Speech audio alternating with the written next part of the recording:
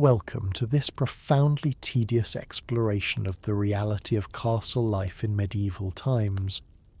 We will proceed with deliberate slowness through every uncomfortable, unpleasant, and thoroughly dreary aspect of living in these stone fortresses.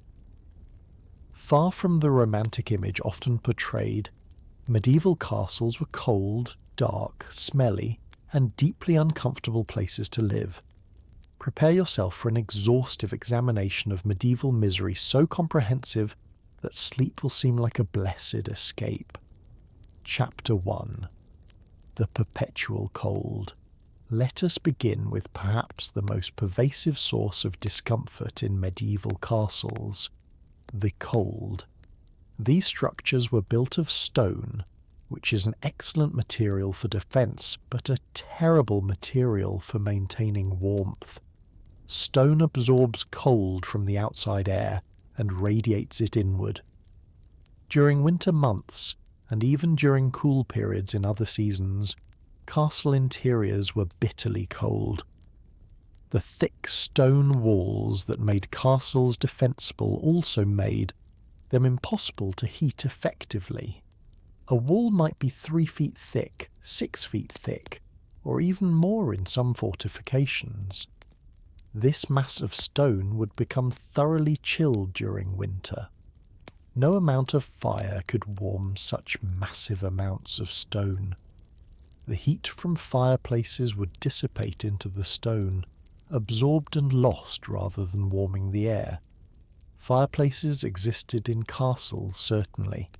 The great hall would have a large fireplace, possibly a massive one capable of burning entire tree trunks.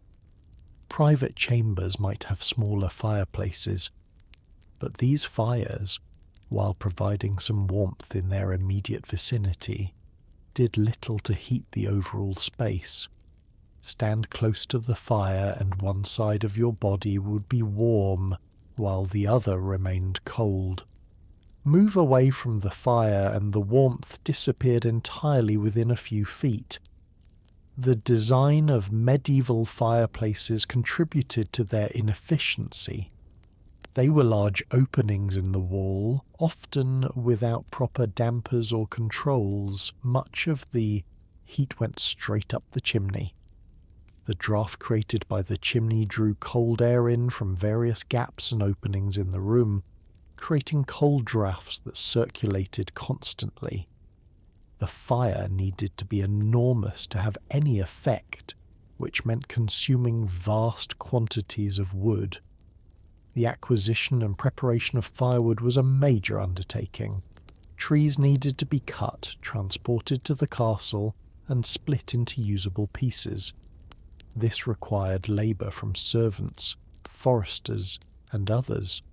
The wood needed to be stored in dry locations to season properly. Greenwood burns poorly, producing more smoke than heat. Properly seasoned wood took months to prepare. The logistics of keeping a castle supplied with adequate firewood for even minimal heating was substantial.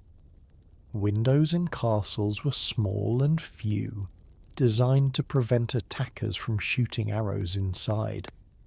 While this served defensive purposes, it also meant that sunlight, which could provide warmth, barely penetrated the interior. Even on the sunny days, castle rooms remained dim and cold. The small windows could not admit enough sun to warm the stone or air meaningfully. The windows that did exist often had no glass in early medieval periods. Glass was expensive and difficult to produce. Windows might be covered with wooden shutters, which could be closed for defense or during storms, but which blocked all light when closed. Some windows had oiled cloth or thin sheets of horn that admitted some light while blocking wind, but these materials were translucent rather than transparent and admitted little warmth. Later medieval castles sometimes had glass windows, but these were still small, and the glass was of poor quality. Medieval glass was not clear but was bubbly, wavy, and often had a greenish or brownish tint. It admitted light but not efficiently. The glass panes were small, held together with lead camming, and often ill-fitting, allowing cold air to leak through the gaps. The floors of castles were stone or packed, earth covered with rushes. Stone floors were the most common in important rooms. These floors were always cold, drawing heat from the feet of anyone walking on them. The stone floor would be as cold as the outdoor temperature, never warming significantly, even when fires were burning. People would walk on these cold floors all day, their feet perpetually chilled. Rushes scattered on floors provided some insulation, but not much. These were reeds or grasses cut and spread across the floor. They would accumulate debris, dropped food, spilled liquids, tracked in dirt and waste from dogs that lived in the castle. The rushes would become compacted and foul-smelling over time. They would be replaced periodically, but the intervals between changes could be long. The insulation value of even fresh rushes was minimal. Beds were the one place where warmth could be achieved with enough resources. A proper medieval bed for a wealthy person would have a wooden frame, a mattress stuffed with feathers or wool, linen sheets, wool blankets, and heavy curtains hanging from a frame around the bed. The curtains, when drawn, created a small enclosed space that body heat could warm somewhat. Multiple wool blankets trapped heat. This made the bed warmer than any other location in the castle. However, getting out of bed meant leaving this small warm space and entering the frigid room. The shock of cold air when emerging from bed in the morning was significant. Dressing quickly in the cold was necessary but unpleasant. The clothing itself would be cold until body heat warmed it. The process of starting each day involved enduring cold that modern people rarely experience. Servants and lower status residents had much less adequate bedding. They might sleep on simple pallets, bags stuffed with straw, with thin blankets. Their sleeping areas might be in locations without fireplaces, storage rooms, towers, quarters over the gatehouse.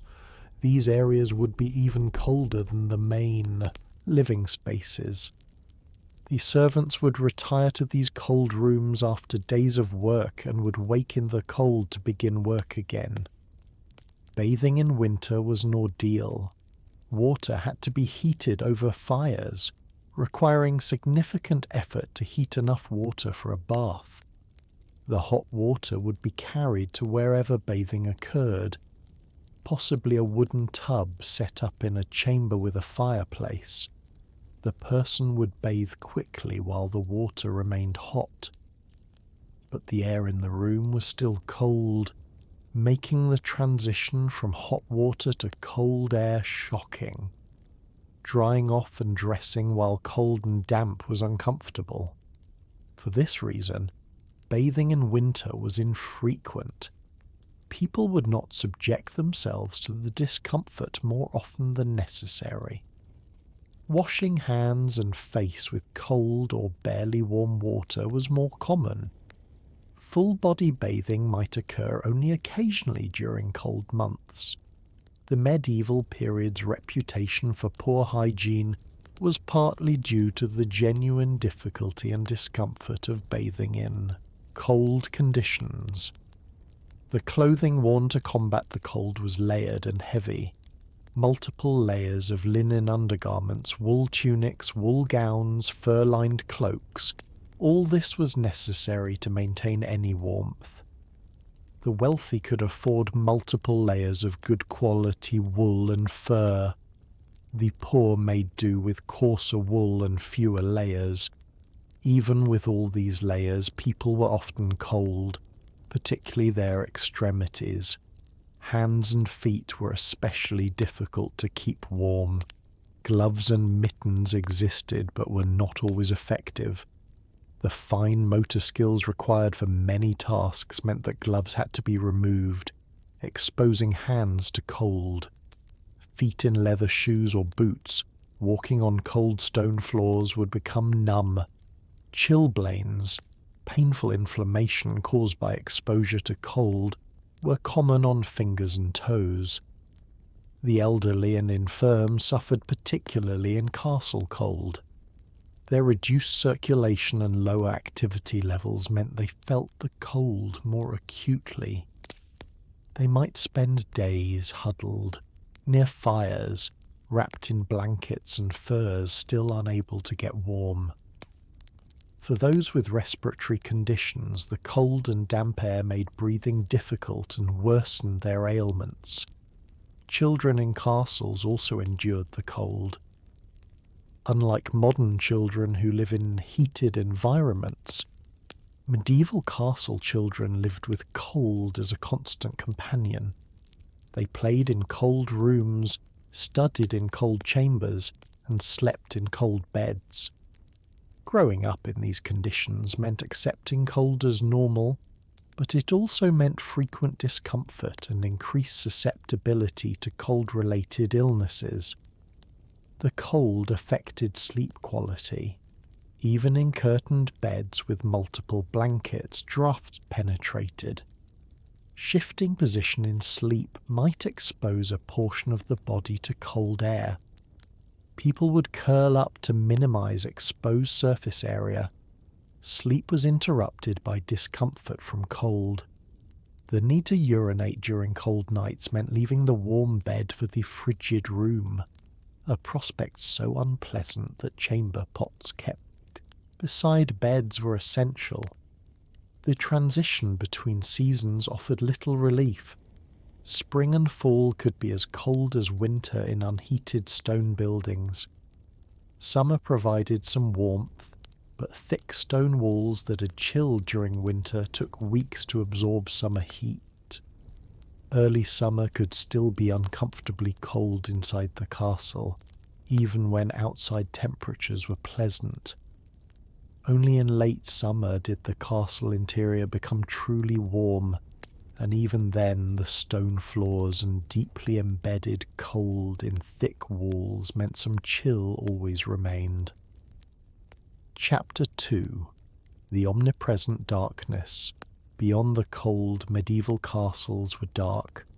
Modern people accustomed to electric lighting at the flip of a switch cannot easily imagine the pervasive darkness of medieval castle life.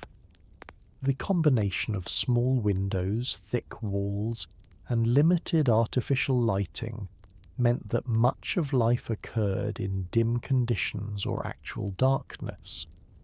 The primary source of light during this day was sunlight entering through windows. But as mentioned, castle windows were small and few. A large room like the Great Hall might have several windows, but these would be concentrated on one or two walls. Much of the room would be distant from windows and would receive only indirect light. Corners would be perpetually dim. Interior rooms with no exterior walls had no windows at all and were dark unless artificially lit. Hallways and passages in castles were particularly dark. These were interior spaces with no windows. During the day they existed in permanent twilight at best, often in near total darkness. Moving through castle passages required either carrying a light source, knowing the path well enough to navigate by feel and memory, or simply accepting that one would stumble and grope in darkness. Staircases, often spiral staircases built into towers, were especially hazardous. These circular stairs climbed inside stone towers with no external light source.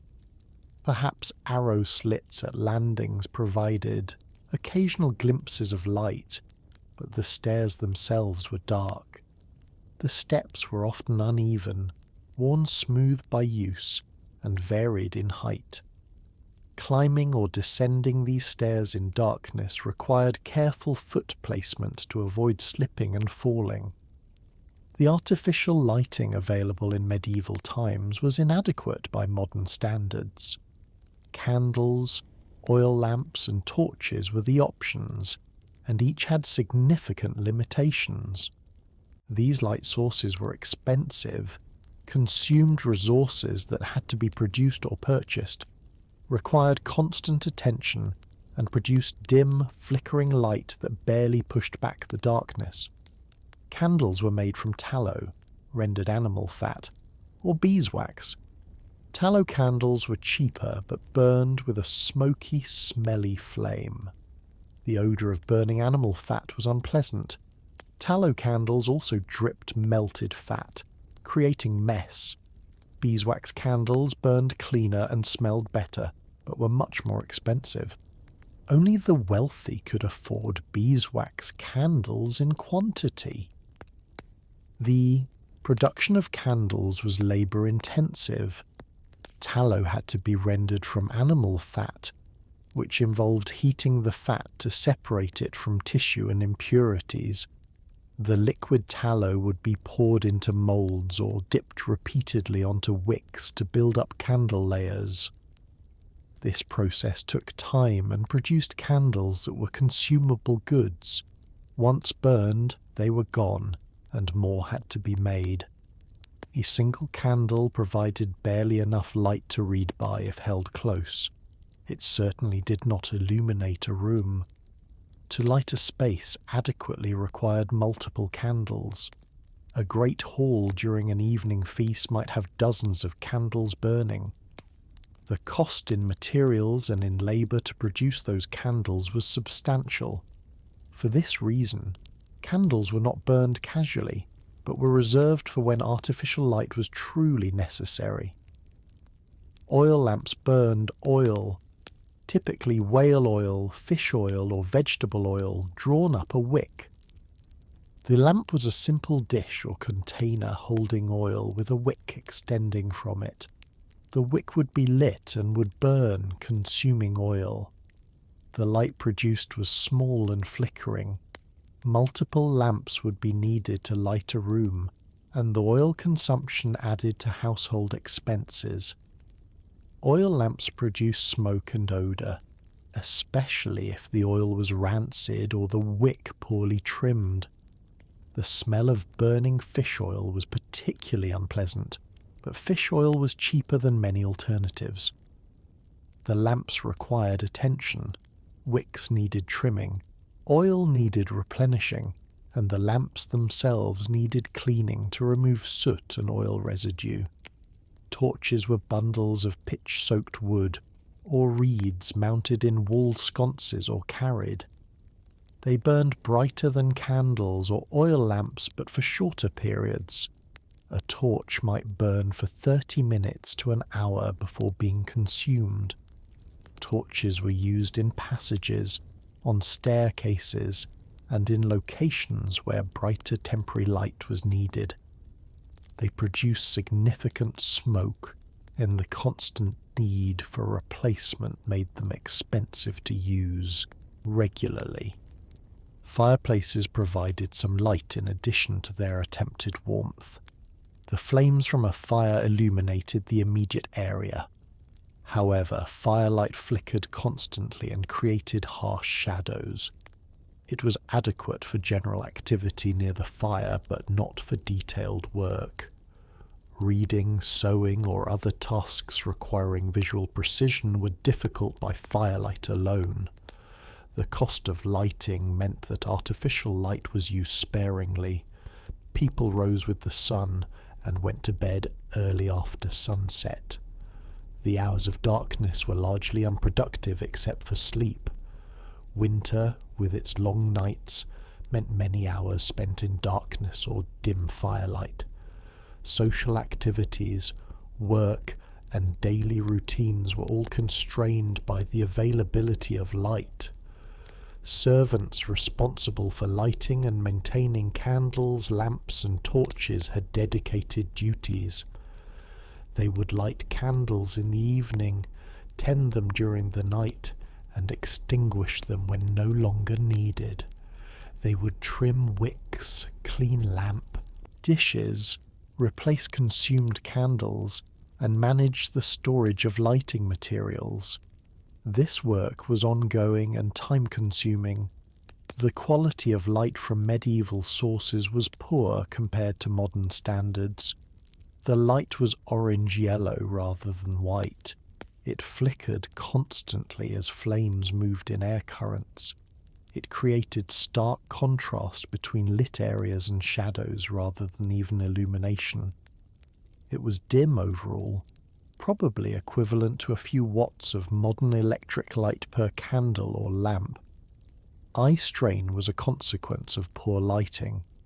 People attempting to read, write, or do fine hand work in candlelight or lamplight would squint and strain to see details. This contributed to eye fatigue and probably to vision problems. The headaches from eye strain were common among scribes, scholars, and others whose work required reading in poor light. The danger of fire from open flames was ever present. Candles could be knocked over, setting fire to furnishings. Oil lamps could spill, spreading burning oil. Torches could ignite wall hangings or wooden structures. Fires in castles, while not common, did occur and could be devastating given the difficulty of extinguishing them before they spread. The constant presence of open flames required vigilance. Children in castles grew up in this dim environment.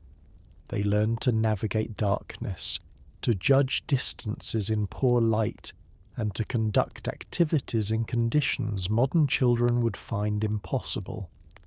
Their eyes adapted to low light to some degree, but they still experienced the world as dimmer, less colourful, and more shadow-filled than children do today.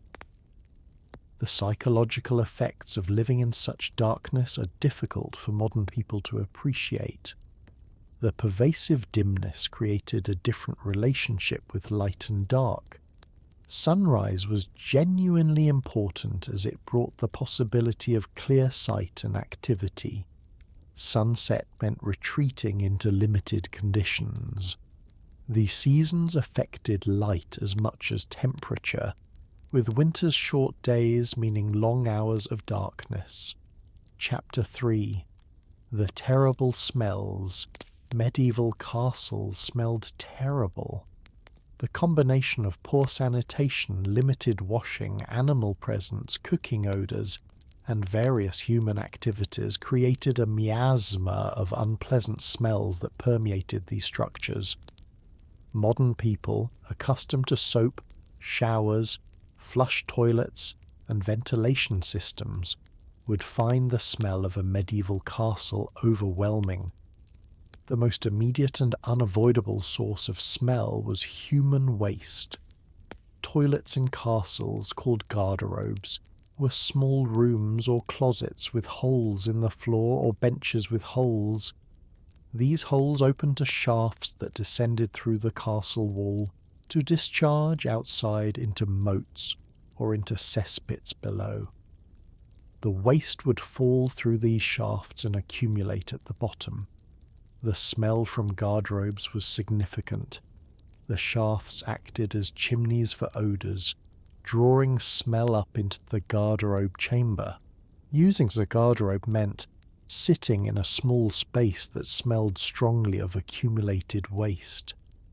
The cold stone provided no comfort. The draught from the shaft could be cold and carried foul air. The experience was unpleasant enough that people delayed using facilities when possible. The accumulation of waste at the bottom of garderobe shafts created more problems. In castles with moats, waste would fall into the moat water, which would become foul and stagnant. Castles without moats had cesspits, holes dug in the ground that collected waste. These pits required periodic cleaning, which meant hiring someone to shovel out the accumulated waste. This work was among the most unpleasant jobs and was poorly paid despite the awful conditions. The smell from waste was not confined to guardrobes. The discharge points, whether into moats or pits, smelled strongly, and this smell could drift into castle spaces through windows or other openings. During summer, the smell intensified with heat. Flies breeding in waste would spread through the castle. The overall sanitation situation was poor by any standard.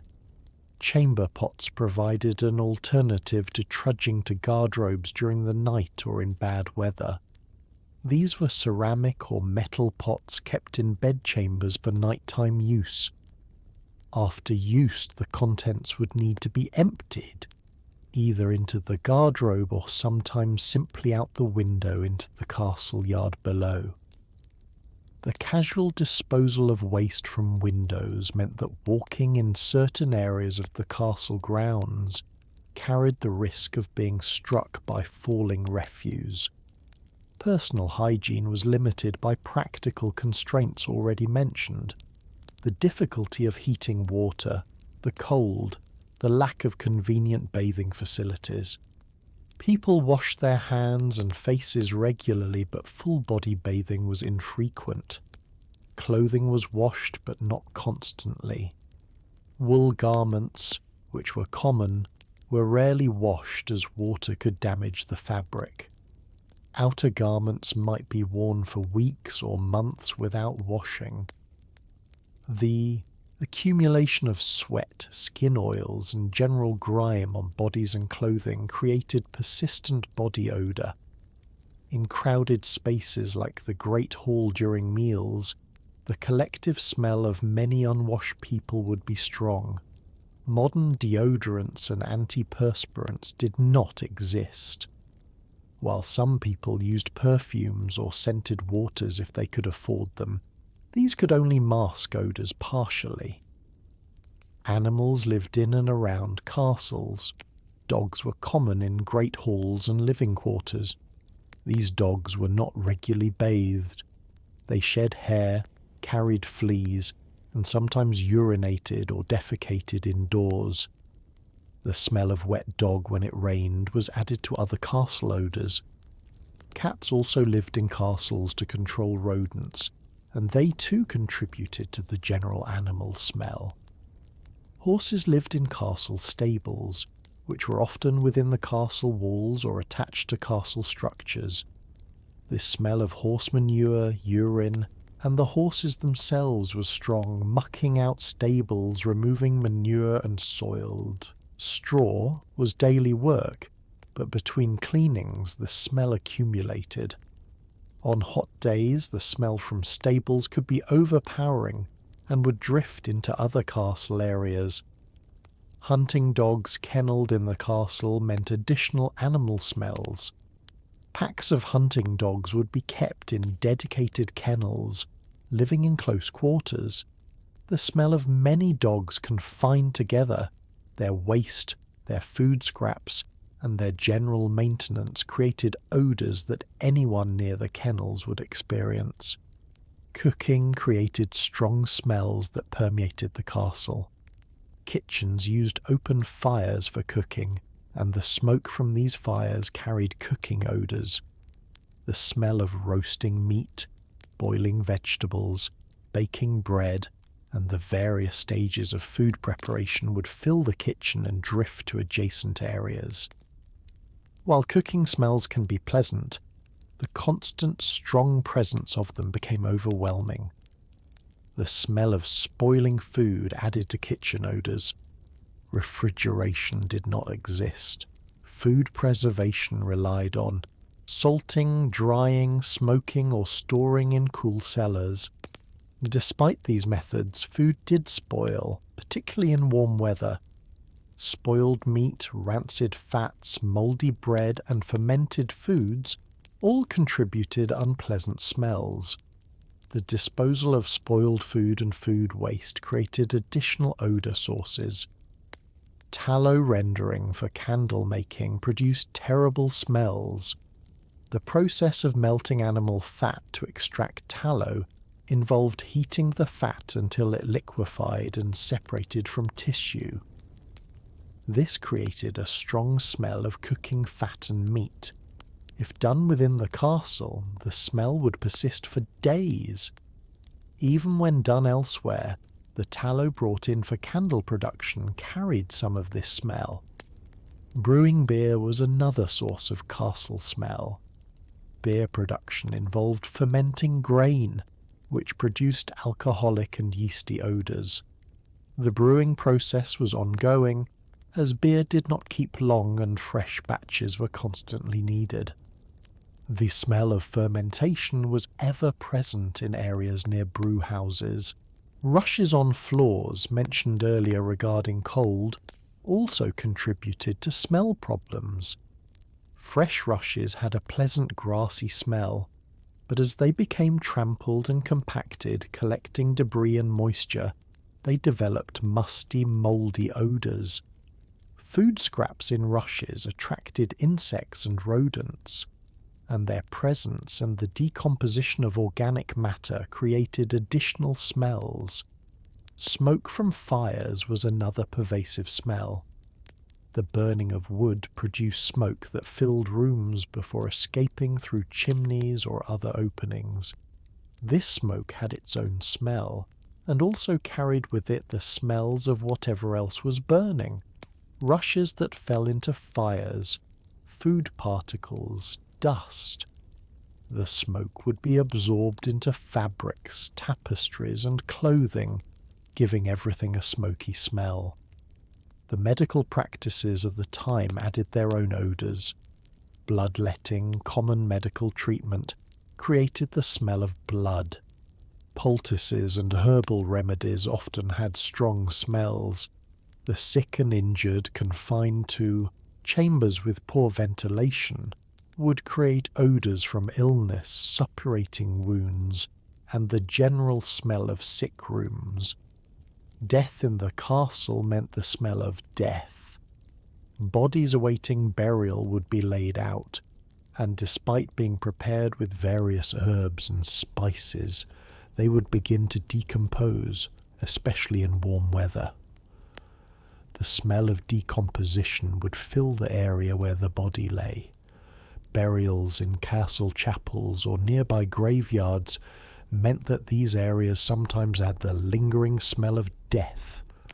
The combination of all these smells, human waste, unwashed bodies, dirty clothes, animals, cooking, spoiling food, tallow, brewing, rushes, smoke, blood, sickness, and death, created an overall odour environment that would be intolerable to modern sensibilities. Medieval people, living in these conditions constantly, would have habituated to the smells to some degree, but visitors from outside would have been struck immediately by how badly castles smelled. Attempts to combat smells were limited. Herbs and flowers could be strewn among rushes to provide some pleasant scent. Incense could be burned, though this was expensive. Perfumes and scented oils could be used on bodies and clothing, but these were palliatives that could only partially mask the underlying odours. The fundamental causes, poor sanitation, limited washing, animal presence, and medieval living conditions, could not be eliminated. Chapter 4. The monotonous and inadequate diet. The food consumed in medieval castles was repetitive, often poor in quality, and lacking in the variety that modern people expect. While the nobility ate better than peasants, even castle inhabitants of high status endured dietary monotony and periodic food shortages that would be considered intolerable today. Bread was the foundation of the medieval diet across all social classes. In castles, bread would be baked regularly, perhaps daily for fresh bread, or every few days for bread that would be consumed over several days. The bread was made from wheat for the wealthy, or from rye, barley, or mixed grains for others. The texture was dense and heavy. The taste was plain, as bread contained only flour, water, salt, and leaven. The bread would be eaten with every meal. Breakfast, if eaten at all, might be just bread with ale or wine. Dinner and supper would include bread alongside other foods. Trenchers, thick slices of stale bread used as edible plates, would be placed under other foods, absorbing juices and sauces. After the meal, these soggy trenchers might be eaten or given to the poor or to dogs. Meat was more available in castle diets than in peasant diets, but it was still not consumed in the quantities modern Western diets include. Meat came from various sources: cattle, pigs, sheep, goats, poultry, and game animals hunted in the Lord's forests. The meat would be prepared by roasting, boiling, or incorporation into stews and pies. The quality of meat varied considerably. Freshly slaughtered animals provided the best meat. However, preservation methods meant that much meat was salted or smoked to prevent spoilage. Salted meat was extremely salty and often tough. It required soaking in water before cooking to remove excess salt. The soaking and cooking did not always produce tender, flavorful results. Fish was important, particularly during Lent and other fast days when meat consumption was prohibited by church law. For castles near coasts or rivers, fresh fish would be available. For inland castles, preserved fish, dried, salted, or smoked, would be standard. Salted herring and dried cod were particularly common. These preserved fish were tough, salty, and required significant preparation. Preparation of salt fish involves soaking it for hours or days to rehydrate it and remove excess salt. Even after soaking, the fish was still quite salty and had a texture quite different from fresh fish.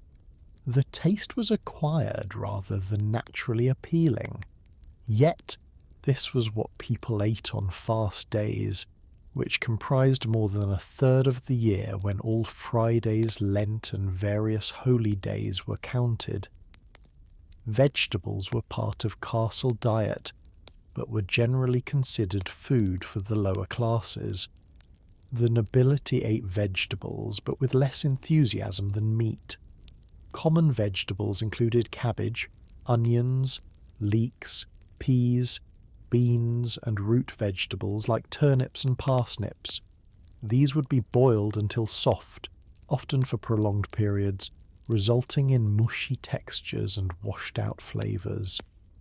The seasoning of food was limited for most people.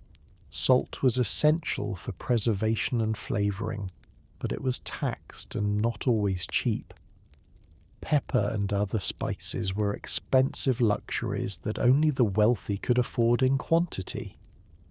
Most food for most people was flavored primarily with salt, with perhaps some herbs like parsley or sage that could be grown locally. For the nobility, spices demonstrated wealth and status. Dishes might be heavily spiced with pepper, cinnamon, ginger, cloves, and other imported spices. However, even for the wealthy, the spice combinations used were different from modern cuisines, and the quantities used sometimes seemed excessive, perhaps because spices mask the taste of preserved or less than fresh ingredients. Dairy products appeared in castle diets. Milk was consumed, though its rapid spoilage limited use. Cheese, which kept better, was more common. Butter was used in cooking and as a spread, though it too could become rancid. The wealthy could afford fresh dairy products more reliably than others, but even they faced limitations from lack of refrigeration. Fruits were seasonal and therefore available only at certain times of year. Apples, pears, Plums and berries would be eaten fresh when in season. Dried fruits, raisins, figs, dates, expensive imports, could be kept longer. However, fresh fruit for much of the year was simply unavailable. The diet in winter and early spring was particularly monotonous as stored foods from previous harvests diminished, and new crops had not yet matured. Nuts provided some variety and were valued for their keeping qualities. Walnuts, chestnuts, and hazelnuts could be stored through winter and consumed during periods when other foods were scarce. They would be eaten whole, ground into pastes, or incorporated into dishes. Beverages were important parts of the diet. Water was sometimes safe to drink, but often was not, particularly in areas with poor water sources or contamination. Beer and ale were the standard drinks for most people, including in castles. These were lower in alcohol than modern beers and were consumed throughout the day, including by children, as they were safer than questionable water. Wine was drunk by those who could afford it. The nobility preferred wine to beer.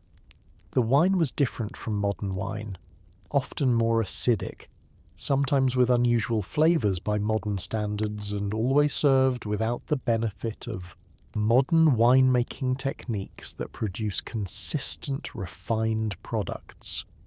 Wine was typically mixed with water for everyday drinking, with undiluted wine reserved for special occasions. The preservation of food for consumption during winter and early spring was a major concern. Animals were slaughtered in autumn, and the meat was salted or smoked. Grain harvested in late summer had to last until the next harvest. Vegetables were stored in root cellars. If these provisions ran short before new supplies became available, hunger resulted. Food shortages and even famine could affect castles, though less severely than they affected peasants. A poor harvest, livestock disease, or warfare that disrupted food supplies could create scarcity. During shortages, even the nobility might face reduced rations and monotonous diets of stored grains and preserved foods. The presentation of food at noble tables involved some ceremony. Meals would be served in multiple courses with different dishes. Servants would carry food from kitchens to great halls and serve it according to protocols that reflected social hierarchies. However, the actual consumption of food was hands-on in ways modern people would find messy. Forks were not common. Eating was done with knives, spoons, and fingers. The lack of forks meant that food had to be managed with knife and fingers. Pieces would be cut with a knife and conveyed to the mouth by hand. This created greasy fingers that would be wiped on bread, on clothing, or on tablecloths. While some washing of hands before and during meals occurred, the overall process was not hygienic by modern standards. The quality of cooking varied with the skill of the castle cooks. A talented cook could produce flavorful, well-prepared dishes from available ingredients. A mediocre cook would produce bland, overcooked, or poorly combined foods. The lack of precise measurements, temperature controls, or standardized techniques meant that cooking was more art than science, and results varied. The experience of eating in the Great Hall during winter would combine cold with food consumption. The hall would be chilly despite the fire. Food would cool quickly after being brought from the kitchen. Hot foods became lukewarm or cold before they could be eaten. Cold draughts would blow across the table. Eating required managing cold conditions while consuming food that was not always appetizing. The repetitive nature of medieval castle diet would be especially trying. the same dishes appearing week after week, the same salt fish every Friday and through Lent, the same bread every day, the same stews and roasts from similar ingredients. This monotony would make eating merely functional rather than pleasurable. While occasional feasts provided variety and abundance, daily dining was routine and predictable. Chapter 5. The lack of privacy. Privacy, as modern people understand it, barely existed in medieval castles. The architecture, social structures and practical realities of castle life meant that people were constantly in the presence of others. This lack of privacy extended to nearly every activity and affected everyone from the highest nobility to the lowest servants. The great hall, the central room of the castle, was a communal space where much of daily life occurred. During meals, the hall filled with people, the lord and his family at the high table, other nobles and important persons at lower tables, servants attending, and possibly additional retainers and guests. Everyone ate together in the same space, with conversations and activities visible to all present. After meals, the hall continued as a gathering space. Business might be conducted there. Servants would perform various tasks. People would sit near the fire for warmth. Entertainment might occur. Musicians playing, storytellers telling tales. The hall was never empty during waking hours, and anyone in the hall was visible to everyone else. Sleeping arrangements offered little privacy. Even the lord and lady often shared their chamber with attendants. Servants might sleep on pallets on the floor of the same room where their employers slept in the bed. The curtains around the bed provided some visual privacy but did not block sound. Any activity in the bed would be audible to anyone else in the room. For most castle inhabitants, sleeping arrangements were even more communal. Servants, soldiers, and other residents slept in shared spaces. A room might contain multiple pallets on the floor with people sleeping side by side. Barracks for soldiers meant rows of beds or sleeping spots in a single room. Privacy was impossible when sharing sleeping space with many others. Intimate activities between married couples had to occur with full knowledge that others in the room could hear everything. The sounds of lovemaking would be audible to servants sleeping nearby.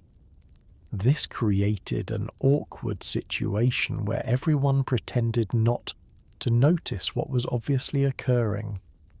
The complete lack of acoustic privacy meant that even the most private moments were in some sense public. Bodily functions occurred without privacy.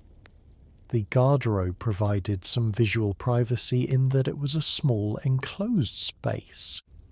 However, the garderobe might be accessed by multiple people, and there was no expectation that one would not be interrupted. Additionally, the sounds of using the garderobe would be audible to anyone nearby. There was no shame about these sounds because privacy was not expected.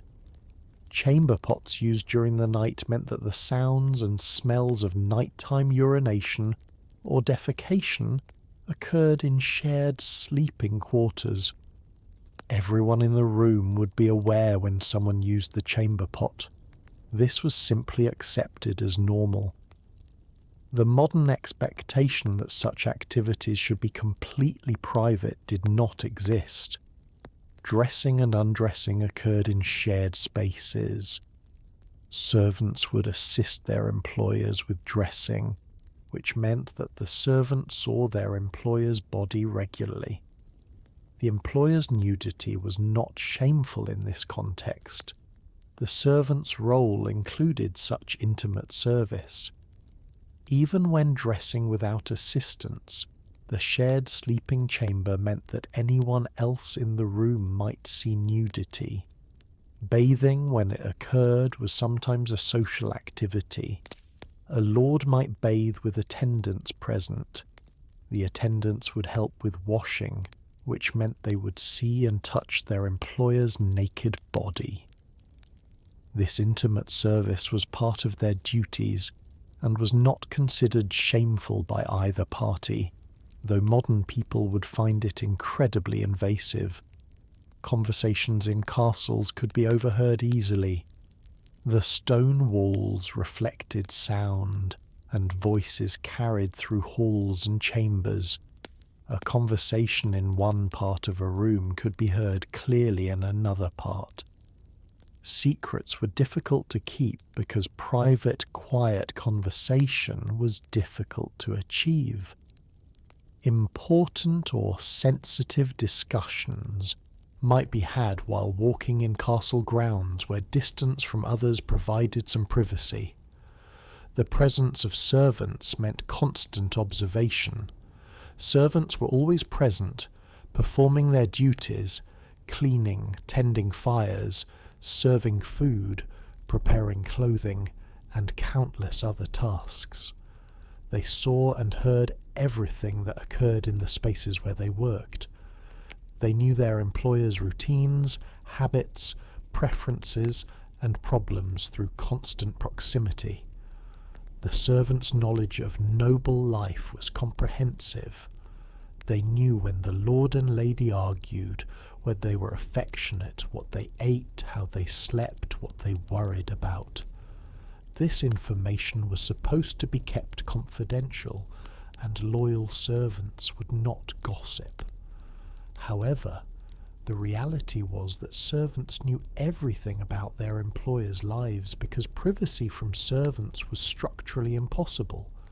Children in castles grew up without privacy. They slept in shared rooms, were attended by servants constantly, and had their activities monitored. The children of nobles would be raised partly by wet nurses, governesses, and tutors who were always present. The children learned that being observed constantly was normal, and that privacy was not something to expect. Teenagers and young adults in castles faced particular challenges from lack of privacy. The natural desire for private time and space during adolescence could not be satisfied. Young people developing romantic interests had no private spaces for conversations or relationships. Any interaction with potential romantic partners occurred under observation of others. The castle's defensive design contributed to lack of privacy. Narrow passages meant that people passed close together. Small rooms meant that multiple people in one space created crowding. The need for servants to access all areas meant that even a private chamber could be entered at any time by servants performing duties. Guards stationed throughout the castle added to the sense of being watched. These guards were positioned to watch for threats, but their presence meant that movements through the castle were observed. Anyone going anywhere could be seen by guards, creating a sense of surveillance even when not intentional. The social hierarchy created expected behaviors around privacy that modern people would find strange. A servant walking in on their employer was not considered rude if the servant had duties in that space. The employer might be dressing, bathing, or engaged in intimate activities, but the servant's work justified their presence. The servant would simply perform their duties and leave. Letters and messages offered no privacy of the kind modern people expect. Letters were not sealed in envelopes, but were written, folded and sealed with wax. However, anyone handling the letter could potentially open it.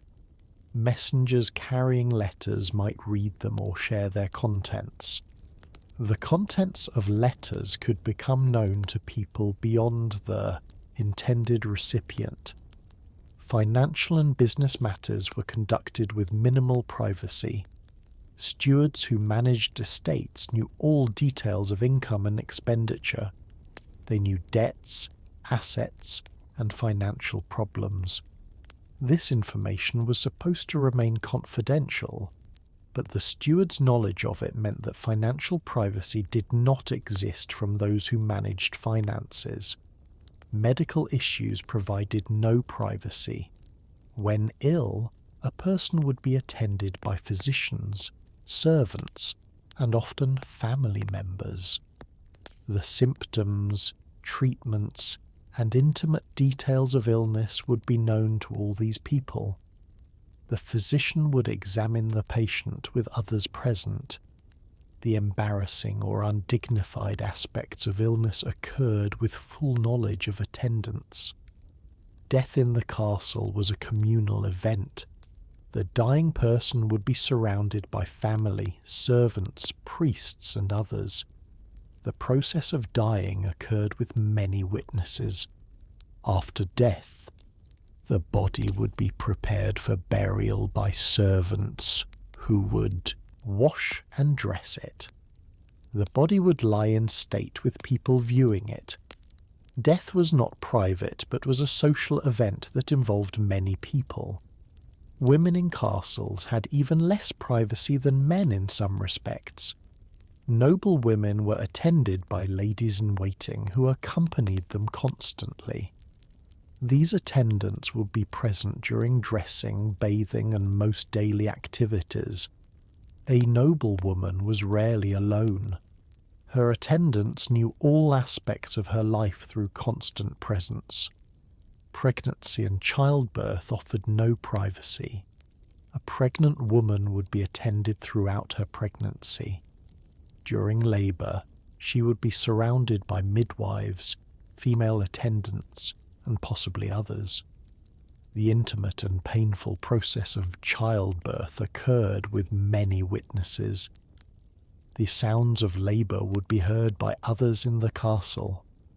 The impossibility of privacy affected mental health in ways that would be difficult for modern people to understand.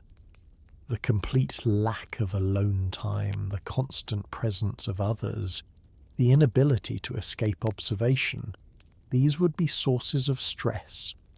However, medieval people were accustomed to the conditions from birth and did not necessarily perceive them as problems.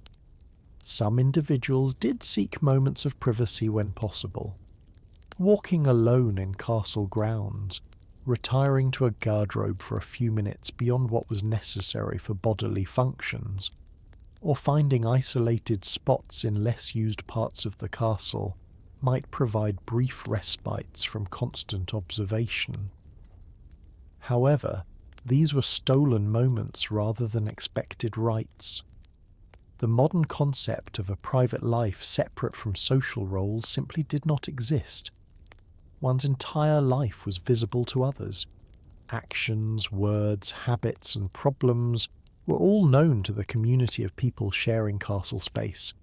This created a different kind of social existence, where reputation and social performance were paramount, because privacy to be different from one's public self did not exist.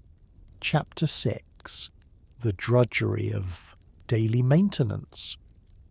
The maintenance required to keep a medieval castle functioning was enormous, constant, and monotonous. Unlike modern buildings with plumbing, electricity, and heating systems, castles required intensive human labour to maintain even basic habitability. This labour fell primarily on servants and created endless cycles of repetitive work.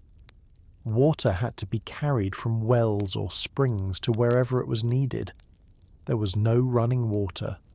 Every drop of water used in the castle for cooking, washing, drinking, cleaning had to be manually transported. This meant servants walking back and forth from water sources with heavy buckets or jars.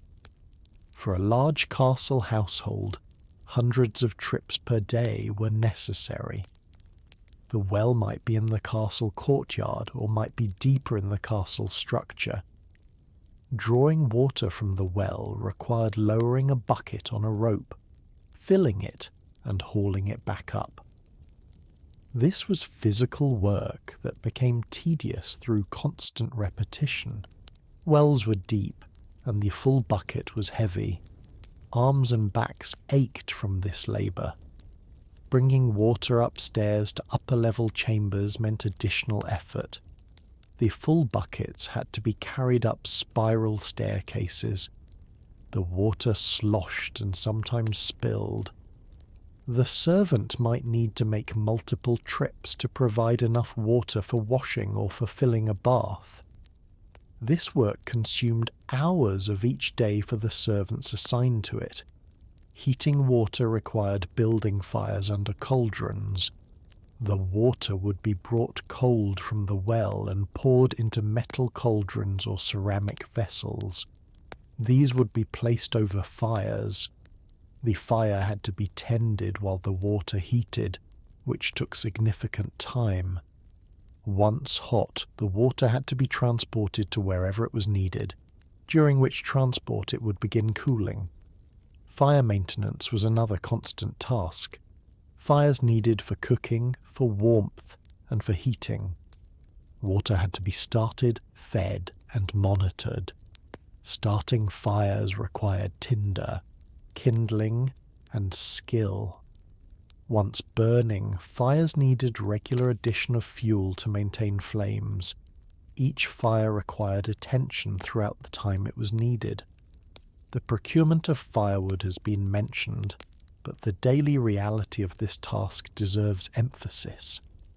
Servants would carry wood from storage to wherever fires needed to be maintained. They would split larger pieces if necessary. They would clean ashes from fireplaces and carry the ashes away. The ash was heavy and dirty. This work was daily and never-ending. Candles and lamps required maintenance. Each evening, candles needed to be placed in holders throughout spaces that would be used after dark. The candles would be lit as daylight faded. Throughout the evening, they would need monitoring.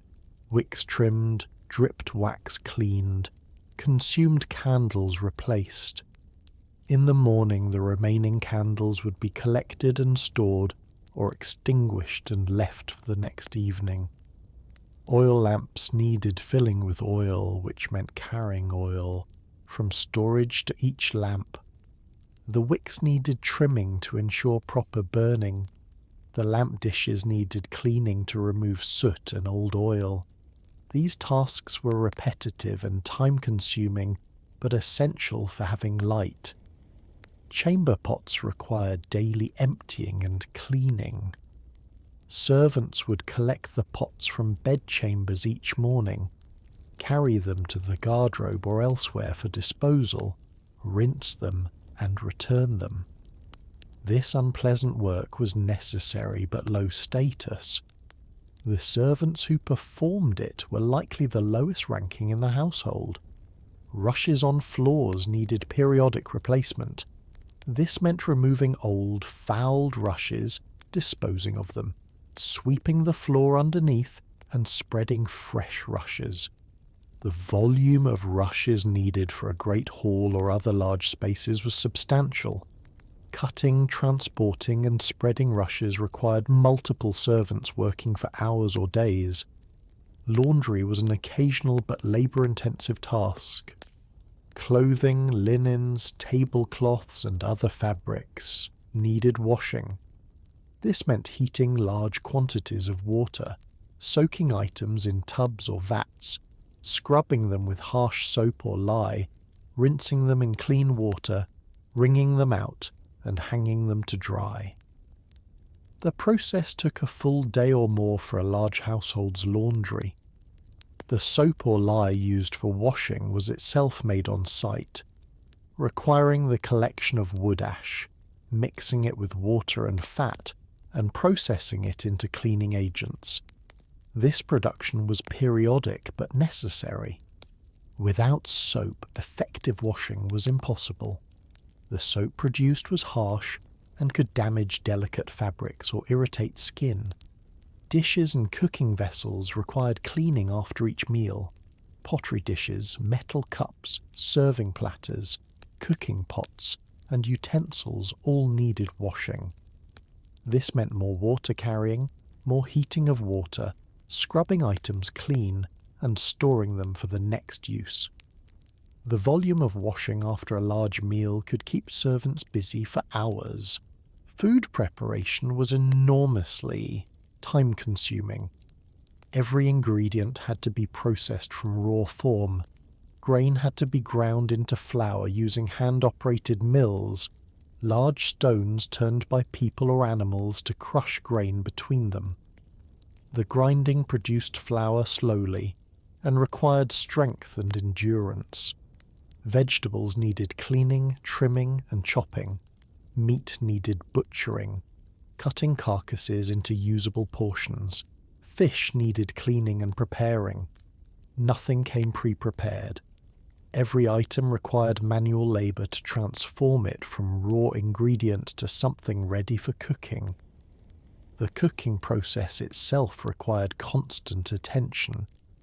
Fires had to be maintained at appropriate temperatures. Food had to be stirred, turned, monitored. Timing was judged by experience rather than precise clocks.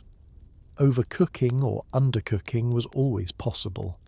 The kitchen staff worked continuously during meal preparation. Storage of food required regular monitoring.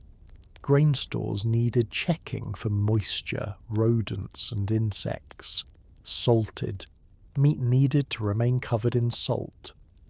Root vegetables in cellars needed inspection for rot. Spoiled items had to be identified and removed to prevent contamination of surrounding food. This monitoring was ongoing work. Cleaning castle spaces was a constant battle against dirt. Stone walls and floors accumulated dust. Smoke from fires deposited soot. Outside, dirt was tracked in. Without vacuum cleaners or modern cleaning tools, servants used brooms, cloths, and water to clean surfaces. The cleaning was labour-intensive and had to be repeated frequently. Tapestries and fabric wall hangings accumulated dust and absorbed smoke. They needed periodic taking down, beating to remove dust, and rehinging. These textiles were heavy and unwieldy. The work of maintaining them required multiple people and significant physical effort. Outdoor maintenance included sweeping yards, cleaning stables, managing waste disposal, tending kitchen gardens if present, and repairing various structures. The castle grounds required as much upkeep as the interior. Servants assigned to outdoor work faced weather exposure in addition to the physical labour. Seasonal tasks added to the burden. In autumn, preserved foods had to be prepared, meat salted, vegetables stored, herbs dried. In winter, snow might need clearing from key areas. In spring, winter damage needed repair. In summer, hay needed harvesting and storing for animal feed. These seasonal tasks came on top of daily maintenance. The sheer amount of work meant that servants were busy from early morning until evening. Their day began before their employers woke and ended after their employers retired. Meals for servants were brief breaks in continuous labour. Rest was limited to sleep hours. Days off were rare or non-existent. The physical toll of this labour was significant. Constant carrying of heavy loads strained backs and joints. Repetitive motions caused injury. Standing and walking on hard stone floors for hours caused foot and leg pain. Many servants developed chronic pain and injuries from their work, but had to continue working regardless. The mental toll of repetitive, monotonous work should not be underestimated. Carrying water day after day, year after year, with no prospect of change or advancement, created a life of unrelieved tedium. The work was necessary but not intellectually engaging or rewarding beyond its necessity. Servants who fell ill created burdens for others. The work still needed doing. Other servants had to cover the tasks of the sick person in addition to their own duties. This created resentment and pressure on the sick to return to work before fully recovered. Serious or prolonged illness could lead to dismissal, as a servant who could not work was a liability. The supervision of servants required constant attention from upper servants and from the lord or lady of the castle. Ensuring that work was performed adequately required checking, correcting, and sometimes disciplining servants. This supervisory work was itself labour that had to be performed by those responsible for household management. The procurement of supplies to support castle maintenance required planning and coordination. Soap had to be made or purchased, candles had to be produced, food had to be acquired, cloth for linens had to be obtained. The logistics of keeping a castle supplied with necessities occupied substantial administrative effort. The economic cost of maintaining a castle was substantial. Even with servant labour, the materials consumed, firewood, candles, oil, soap, food, fabric, represented significant expense. Castles were expensive to operate, requiring income from estates or other sources to support the ongoing costs of daily life. Chapter 7. The Ever-Present Danger. Medieval castles, despite being fortifications designed for protection, were dangerous places to live. The combination of defensive architecture, primitive conditions, and medieval hazards created an environment where injury and death from accidents or attacks was a constant possibility. The most obvious danger was military attack. Castles were built to withstand siege, but being besieged meant enduring bombardment, fire, and assault. Stones from trebuchets could crash through walls or into courtyards, killing anyone in their path. Arrows fired from attacking forces could strike defenders on walls or people in courtyards. During siege, the castle garrison would man the walls, exposing themselves to enemy fire. Defenders might be struck by arrows, crossbow bolts, or stones. They might be hit by burning projectiles designed to start fires. The danger was constant throughout a siege, which could last weeks or months. Casualties accumulated daily. Even without active siege, military dangers existed. Raids or surprise attacks could occur. Bandits or enemy forces might attempt to seize the castle through stealth or rapid assault. Maintaining vigilance required constant watch, and the watchers themselves faced danger if attacked while on duty. The architecture of castles created hazards.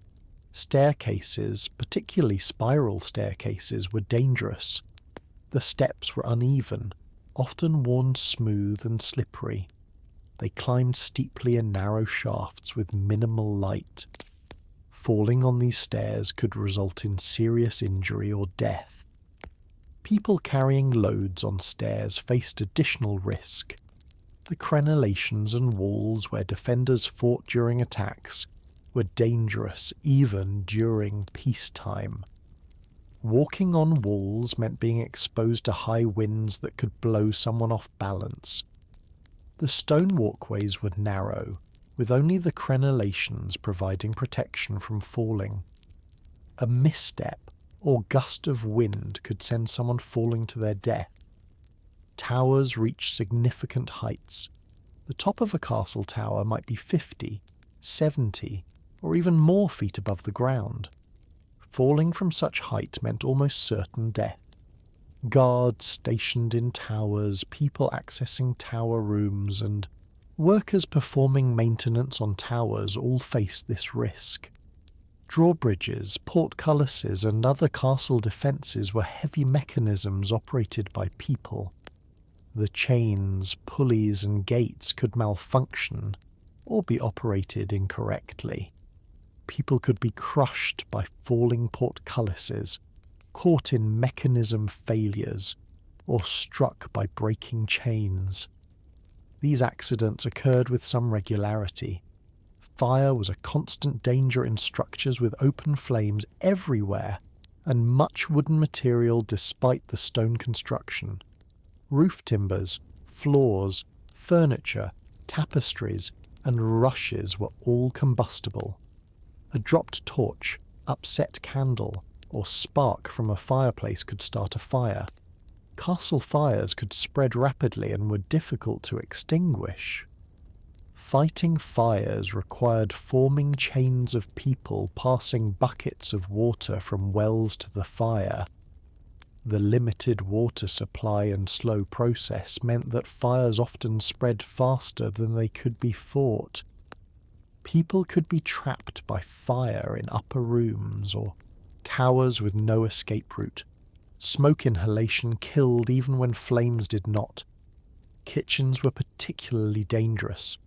Large fires for cooking, hot oil for frying, boiling water, and sharp knives created multiple hazards. Kitchen workers could be burned by flames, scalded by boiling liquids, or cut by knives. The hot, crowded conditions of castle kitchens made accidents inevitable. Children in castles faced all these dangers, plus additional risks from being small and curious. Children could fall downstairs from walls or out windows. They could burn themselves on fires or candles. They could drown in wells or water storage. Child mortality from accidents was significant, though not as well documented as disease mortality. Wells were dangerous for everyone, but particularly for the children or servants who drew water from them. Falling into a well meant almost certain death, as the well would be deep and rescue unlikely.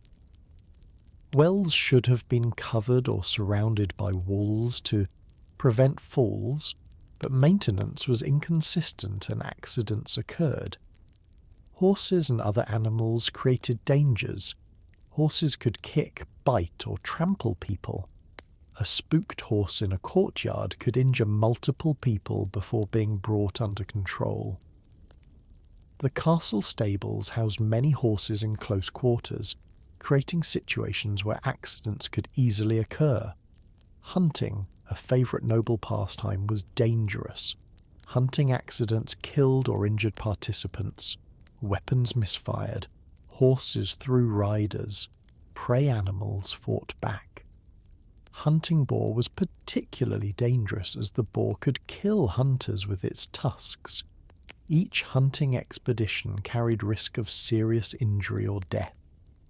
Tournaments and martial training were important parts of castle life for knights and men-at-arms, but they were extremely dangerous. Even training with blunted weapons could cause serious injuries. Tournaments fought with real weapons resulted in regular casualties. Being trampled by horses during jousting was a common cause of death or permanent injury. The medical care available when injuries occurred was rudimentary. Physicians could set broken bones, stitch wounds, and apply poultices, but infection was common and often fatal. A minor wound could become infected and cause death. There were no antibiotics or antiseptic practices beyond the most basic washing. Disease was as dangerous as physical hazards. Plagues periodically swept through populations. Smallpox, typhus, dysentery, and various fevers killed regularly. The crowded conditions and poor sanitation in castles facilitated disease transmission. Once disease entered a castle, it could spread through the population rapidly. Contaminated food or water caused illness and death. Spoiled meat, rotten vegetables, or polluted water sources could sicken many people. Food poisoning from improperly stored or prepared food was common. The lack of understanding about bacteria and sanitation meant that food safety was a matter of luck more than knowledge. Childbirth was dangerous for women. Maternal mortality was high. Complications during labour could kill both mother and child. Even successful births could lead to infections that killed the mother in the days following delivery. Every pregnancy carried significant risk of death. Infant and child mortality was extremely high.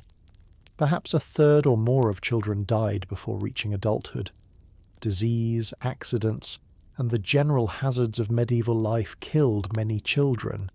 Parents expected to lose some children and often had many pregnancies, partly because they expected high child mortality. Violence was another danger. Disputes could lead to fights. Murders occurred. The castle garrison included men trained in violence, and conflicts among them could turn deadly. Discipline for servants and soldiers sometimes involved physical punishment that could cause injury. The danger from the elements should not be overlooked. Severe winter weather could kill through cold. Exposure, particularly affecting guards stationed outside or travellers caught between locations. Summer heat and lack of clean water could cause heat illness.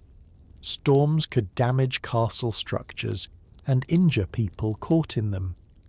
The combination of all these dangers, military, architectural, accidental, medical and environmental, meant that living in a medieval castle was genuinely hazardous. People accepted these risks as normal because they knew no safer alternative.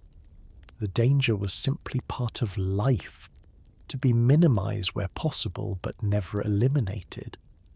The psychological impact of living with constant danger is hard for modern people to appreciate. The knowledge that any day might bring injury, disease, or death from any of numerous sources created a mindset very different from modern life in developed countries, where such dangers are unusual. Medieval people lived with death's proximity in ways that shaped their worldview and behaviours. Conclusion: the reality of castle, misery. And so we conclude this exhaustive, deliberately tedious examination of why life in medieval castles was actually miserable. We have explored the perpetual cold that penetrated stone walls and chilled every moment. We have examined the omnipresent darkness that made much of life occur in dim or absent light. We have catalogued the terrible smells that arose from poor sanitation, unwashed bodies, and medieval living conditions. We have detailed the monotonous and inadequate diet that lacked variety, often quality and sometimes quantity. We have described the complete lack of privacy that meant every aspect of life occurred under observation. We have enumerated the drudgery of daily maintenance that required endless labour to achieve basic habitability. We have outlined the ever-present dangers from military threats, architectural hazards, accidents, disease, and violence. What emerges from this comprehensive examination is a picture of profound discomfort. Medieval castles were cold, dark, smelly, uncomfortable places where people ate repetitive foods, lived without privacy, worked constantly at tedious tasks and faced daily dangers. The romantic image of castle life. Knights in shining armour, ladies in beautiful gowns, feasts and tournaments, reflects only brief, exceptional moments in what was generally a difficult existence. The reality for most castle inhabitants was cold hands and feet, dim light, straining eyes, constant smells of waste and unwashed bodies, meals of salt fish and stale bread, sleeping in shared rooms on hard surfaces, working from dawn to dusk at repetitive tasks and living with the knowledge that injury, disease or death could strike at any time. This description has been deliberately boring because the reality was boring. Most of castle life consisted of enduring discomfort, performing repetitive tasks and getting through days that were much like the days before and would be much like the days after. The dramatic moments, battles, tournaments, feasts were exceptional. The normal experience was cold, dark, smelly tedium punctuated by genuine hardship. The people who lived in medieval castles did not necessarily perceive their lives as miserable because they knew no alternative. This was simply how life was. They had adapted to constant cold, accepted dim light as normal, habituated to smells, found the diet adequate if repetitive, took lack of privacy for granted, performed necessary work without complaint, and accepted dangers as unavoidable. Their expectations were entirely different from modern expectations.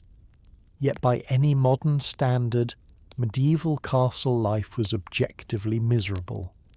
The discomforts we have enumerated would be intolerable to people accustomed to heated buildings, electric lighting, indoor plumbing, varied diets, private spaces, household appliances, and modern medicine. A modern person transported to a medieval castle would be shocked by the cold, the darkness, the smells, the food, the lack of privacy, the work, and the dangers. This examination of castle misery provides perspective on human progress. The improvements in daily life since medieval times are enormous. Modern buildings are warm in winter and cool in summer. Electric light illuminates spaces brilliantly at the touch of a switch. Sanitation systems eliminate smells and health hazards from human waste.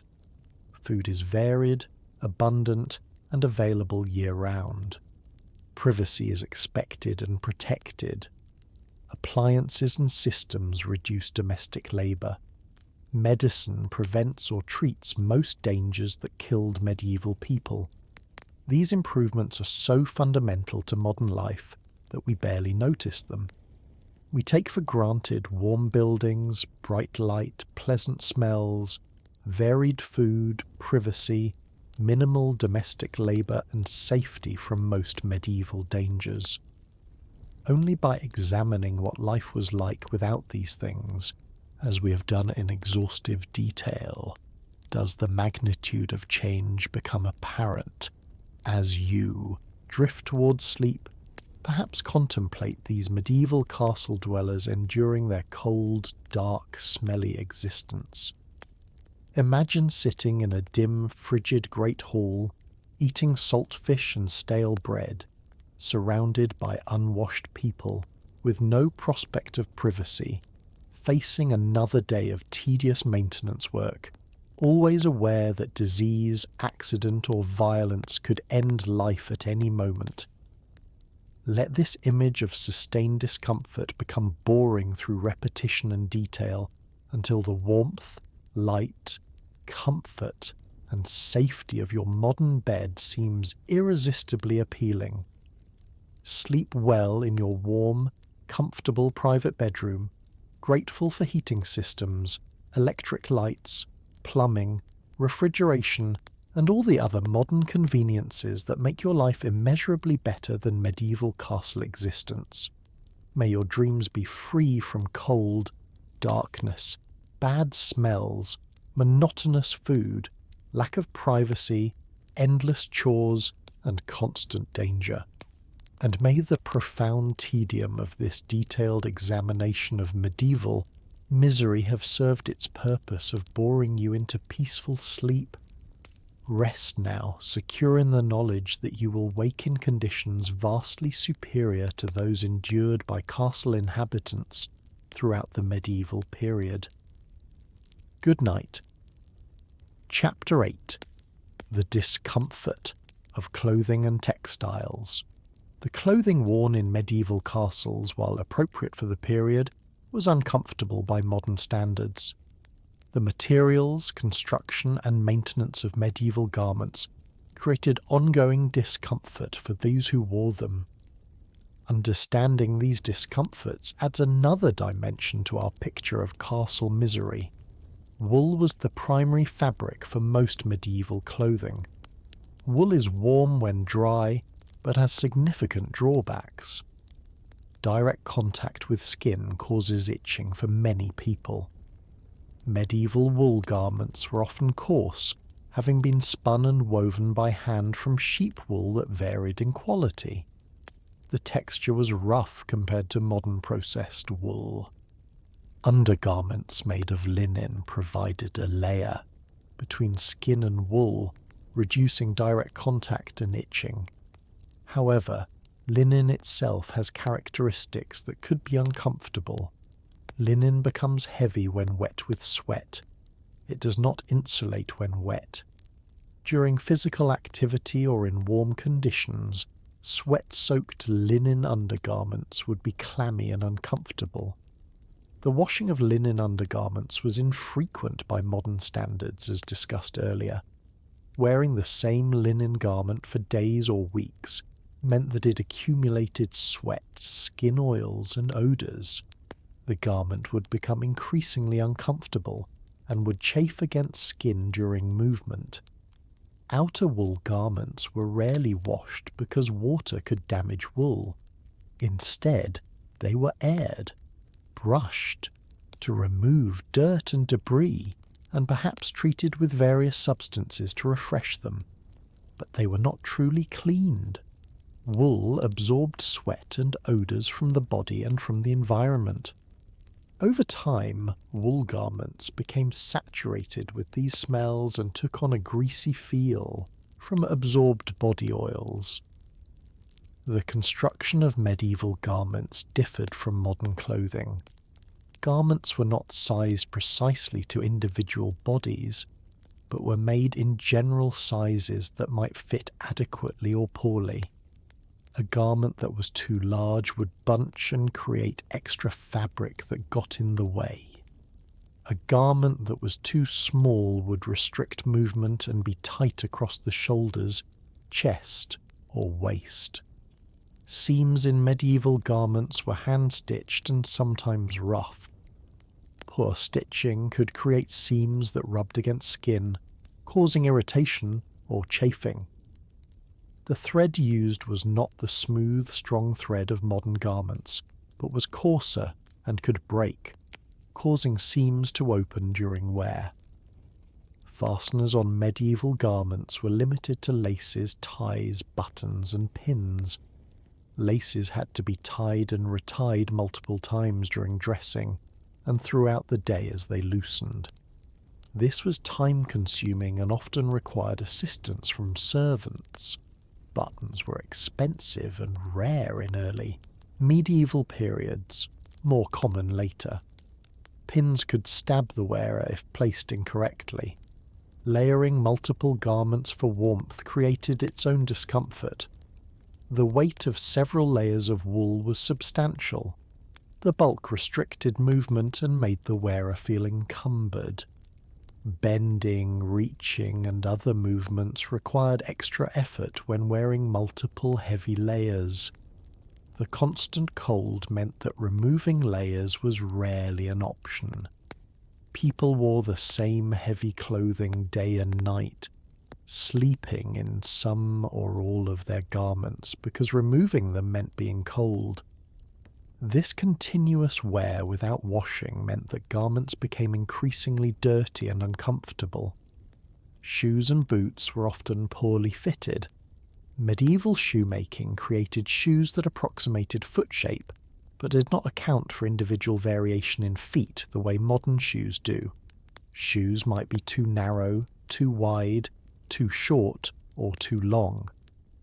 Poorly fitted shoes caused blisters, bunions, corns, and general foot pain from walking on hard stone floors all day. The soles of medieval shoes were leather, which wore down relatively quickly on stone floors. Worn soles provided little cushioning and could develop holes that let in cold and moisture. Repairing or replacing shoes was ongoing because the constant wear on stone damaged them continuously. In wet conditions, leather shoes and boots absorbed water and became soggy. Wet leather was cold, uncomfortable, and could cause the feet to become macerated. Drying wet leather shoes was difficult, and if done too quickly near fire could cause the leather to crack and become stiff. Wet feet in wet shoes led to fungal infections and other foot problems. Hose, leg coverings similar to modern stockings or tights, were worn by both men and women. Medieval hose were constructed from wool or linen cut and sewn to shape. They did not stretch like modern knit stockings and could be uncomfortable if poorly fitted. They were held up by ties or garters rather than elastic, which meant constant adjustment to keep them in place. Women's clothing included additional constraints. Gowns were long, heavy, and restrictive. Moving in long gowns meant managing the fabric to avoid tripping or catching the hem on obstacles. The weight of the fabric and any decorations meant that women carried this weight continuously while wearing the garment.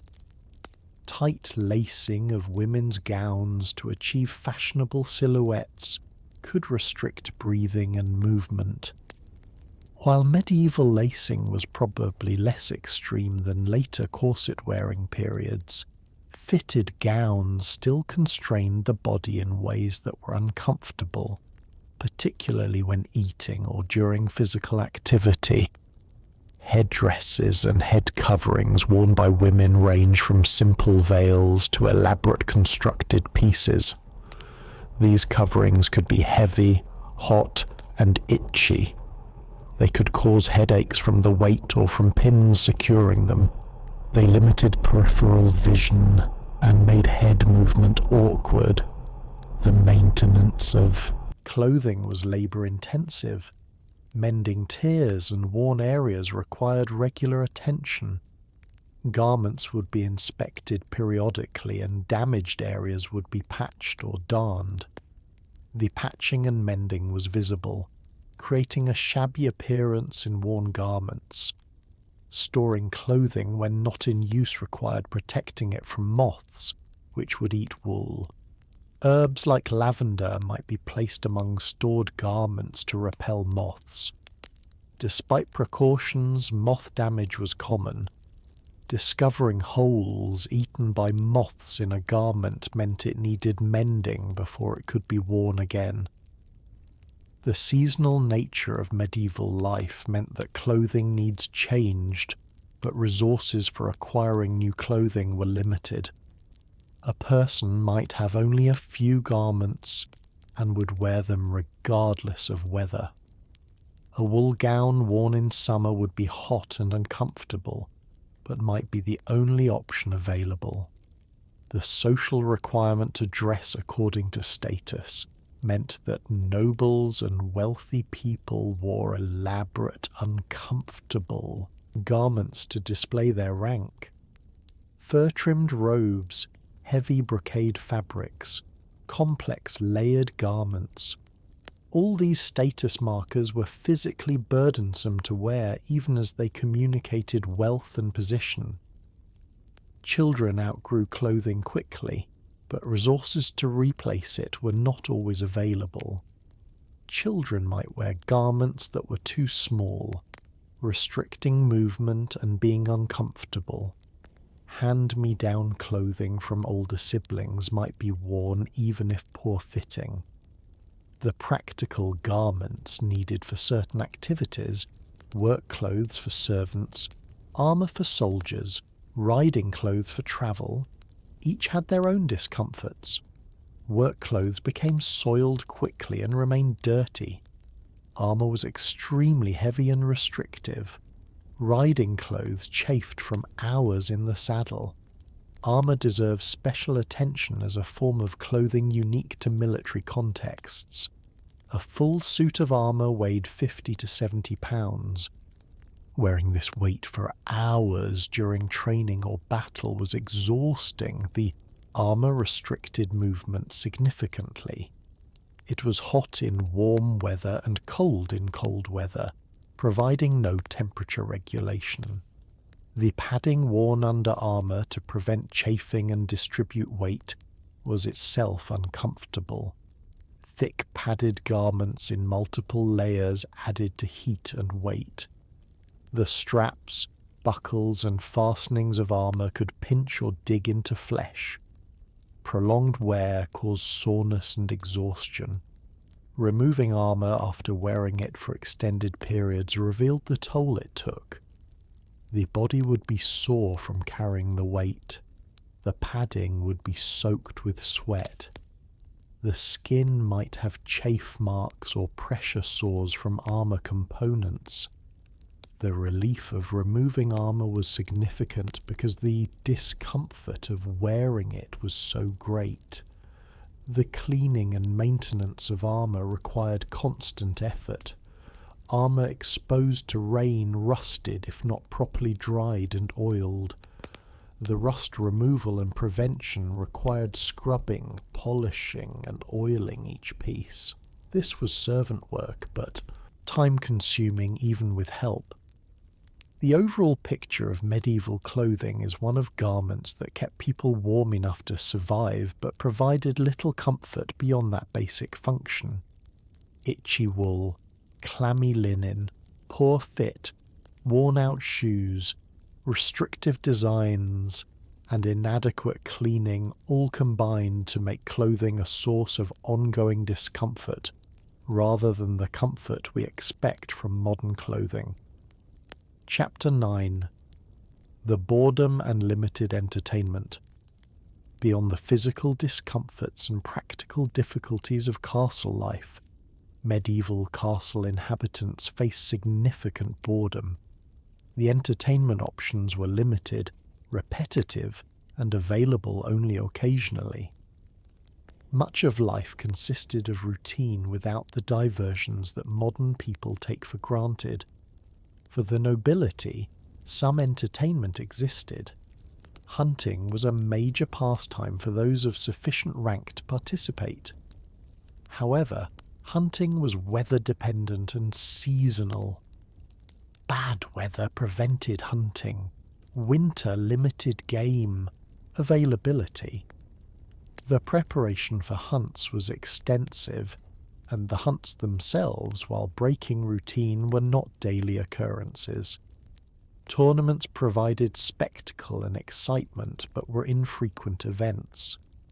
Organising a tournament required extensive preparation, gathering participants from various locations, setting up lists and seating, and arranging the various competitions.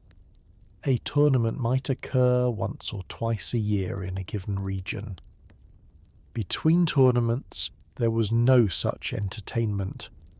Hawking, hunting with trained falcons or hawks, was another noble pastime. Training birds, maintaining them, and hunting with them provided activity and interest. However, like other forms of hunting, it was weather-dependent and seasonal. It also required significant resources to maintain the birds and the expertise to train and fly them. Music provided some entertainment, but the availability varied. A wealthy castle might have professional musicians in the household who would perform regularly. Less wealthy establishments might have music only occasionally when travelling musicians visited, or when household members with some skill played. The music was limited to the instruments and compositions of the period, and would have been repetitive after numerous hearings. Dancing occurred at feasts and celebrations, providing physical activity and social interaction. However, feasts were occasional rather than constant. Daily life did not include dancing. The dances themselves, while enjoyable to participants, were repetitive in their steps and music. Games provided some diversion. Board games like chess, tables, backgammon, and various dice games could pass time. Card games emerged in the later medieval period. These games could be played when other activities were not possible, such as during bad weather. However, they could become tedious through repetition, and gambling on games could create financial losses and social tensions. Reading was available to the literate, but books were expensive and rare. A castle might have a small collection of books, religious texts, romances, histories. These would be read and reread because acquiring new books was difficult and expensive. The literate population was limited, so reading as entertainment was accessible only to a minority. Storytelling provided entertainment that did not require literacy or special resources. Travellers, minstrels, or household members would tell stories, legends, romances, histories, or local tales.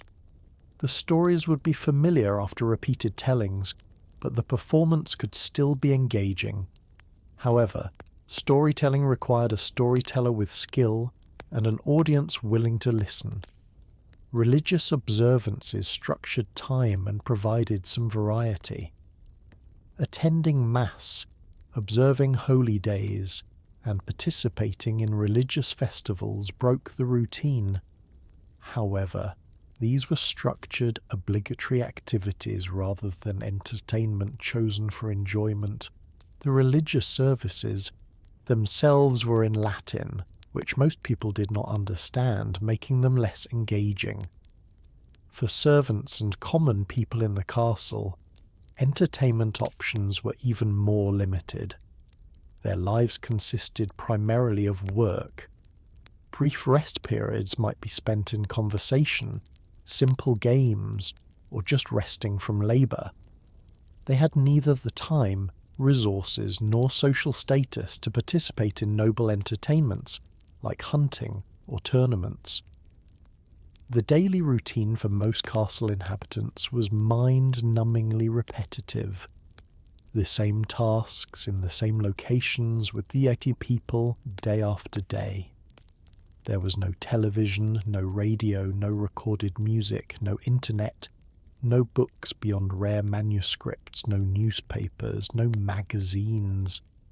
The mental stimulation available was minimal. Conversation provided the primary entertainment for most people most of the time. Talking with family, friends, or acquaintances passed time and provided social connection. However, the conversation topics were limited by the limited experiences and information available. People talked about local events, weather, work, mutual acquaintances, and occasional news from outside.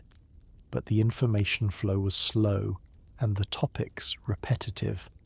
News from beyond the castle arrived slowly and sporadically. Travellers, merchants, messengers, and pilgrims brought news as they passed through, but such visits were irregular. There might be days or weeks between arrivals bringing outside news. The world beyond the castle was largely unknown, or known only through outdated information.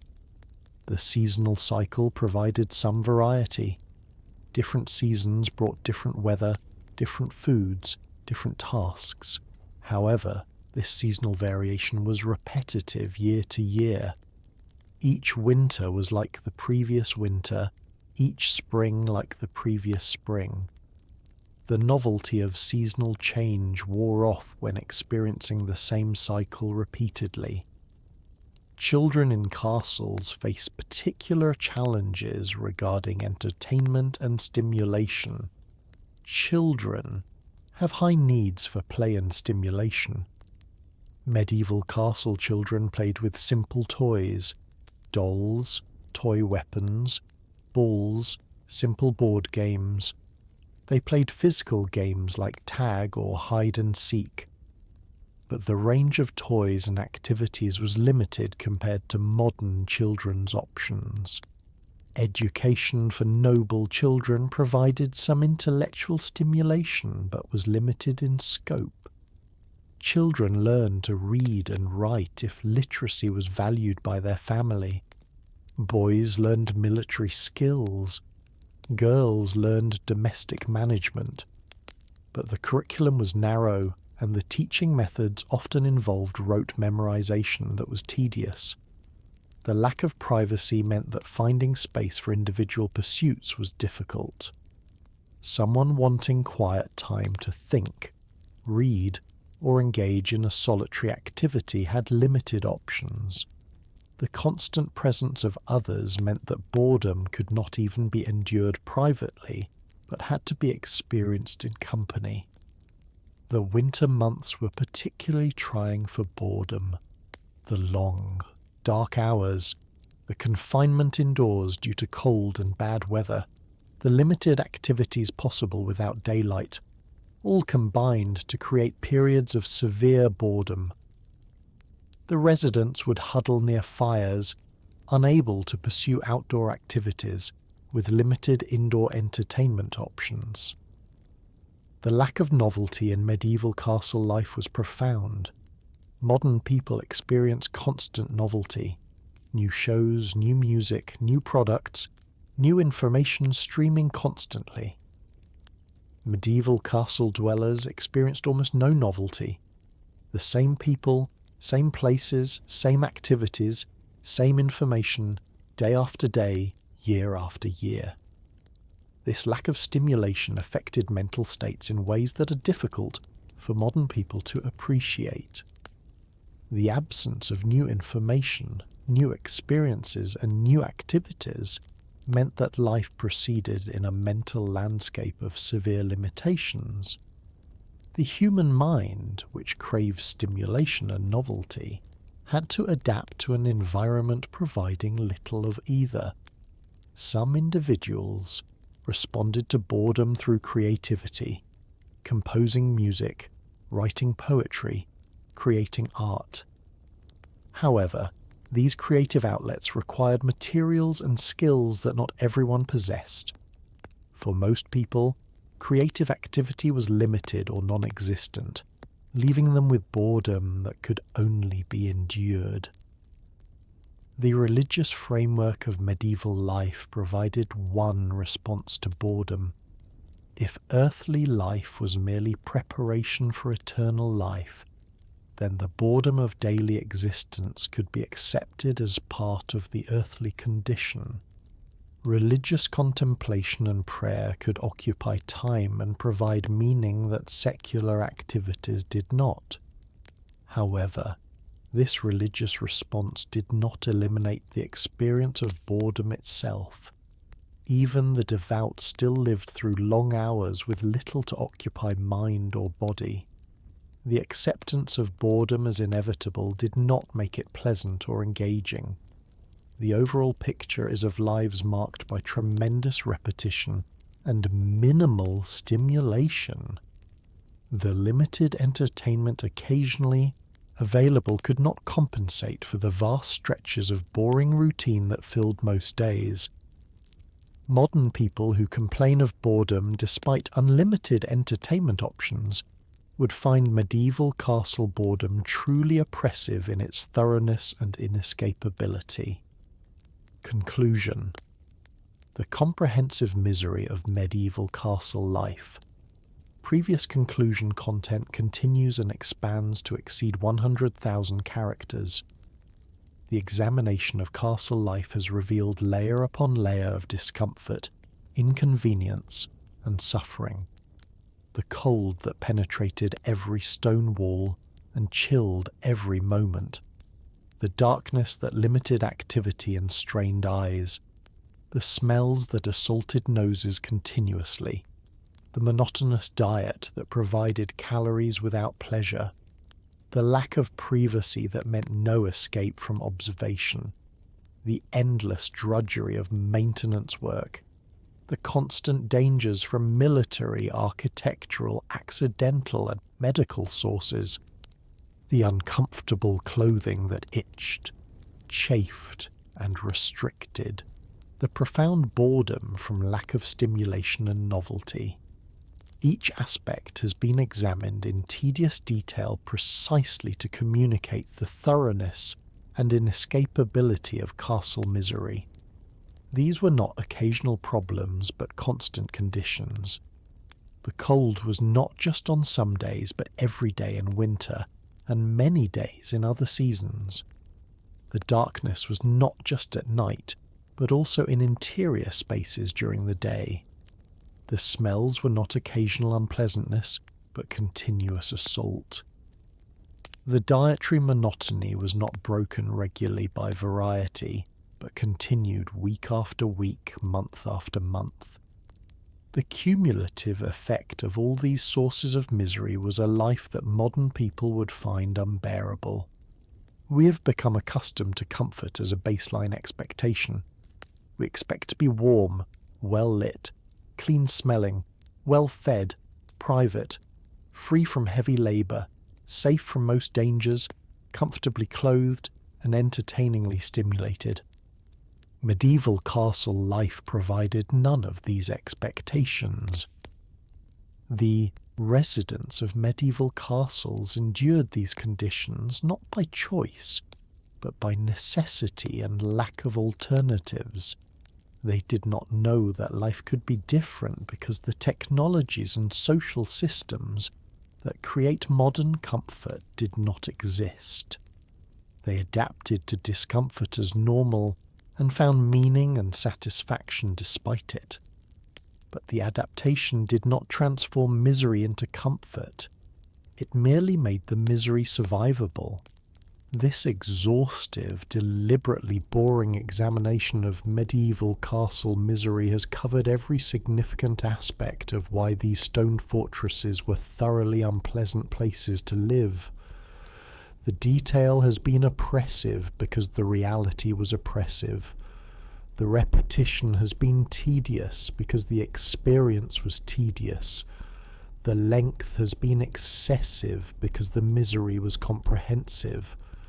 As you finally, mercifully reach the end of this catalogue of medieval discomfort, you may feel a sense of relief that mirrors what medieval castle dwellers might have felt in rare moments of respite from their harsh conditions.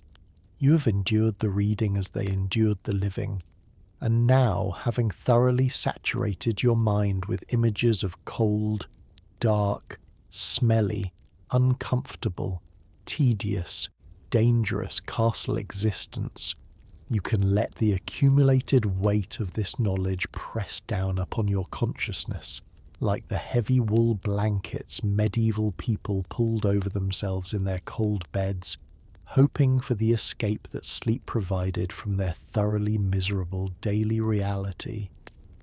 Rest now, deeply grateful for every modern convenience that separates your comfortable existence from the comprehensive misery of medieval castle life.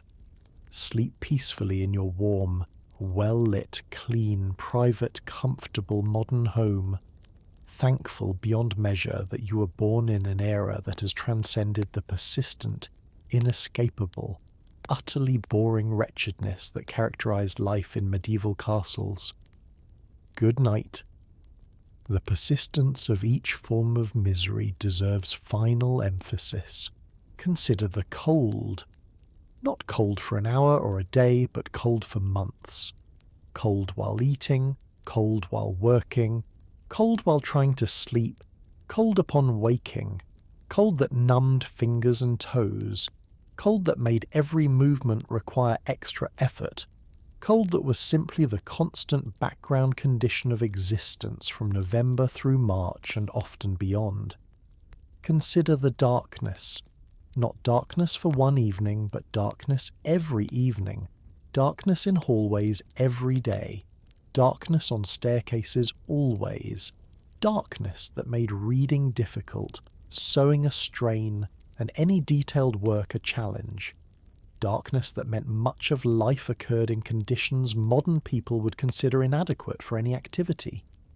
Consider the smells. Not one bad smell briefly encountered, but multiple awful smells simultaneously and continuously. Smells from waste and bodies and animals and smoke and decay. Smells that permeated clothing and hair and became part of one's own scent. Smells that visitors notice. Immediate, but residents had partially habituated to yet never entirely escaped. Consider the food. Not one boring meal, but the same limited range of foods day after day. Salt fish every Friday without exception. Stale bread every morning. The same stews and roasts made from the same ingredients prepared in the same ways. The anticipation of variety that never came. The grinding monotony of dietary repetition that continued for years. Consider the lack of privacy. Not one moment of being watched, but constant observation. Sleeping with others present, dressing under observation, bathing with attendants, using the toilet with others nearby, having every conversation potentially overheard, conducting every activity visible to servants, guards, or other residents, with no escape to solitude ever available. Consider the work. Not one day of hard labour, but the same tasks repeated every day, carrying water upstairs every morning, emptying chamber pots every day, maintaining fires, constantly, cleaning endlessly, with each day's work completed only to be repeated the next day and the day after that, in an endless cycle of repetitive labour that achieved only the maintenance of minimal habitability. Consider the danger. Not one moment of fear, but living always with the knowledge that accident, disease, or violence could strike at any time, that stairs could cause fatal falls, that fires could trap and kill, that disease could sweep through and claim multiple lives, that military attack could bring death raining down, with this awareness present always in the background of consciousness. Consider the discomfort of clothing. Not one itchy garment worn briefly, but wool against skin day after day. Unwashed undergarments worn for weeks. Poorly fitted shoes walked on for months. Heavy layers weighing down the body continuously, with no relief available because removing the clothing meant being colder, which was worse than the discomfort of wearing it.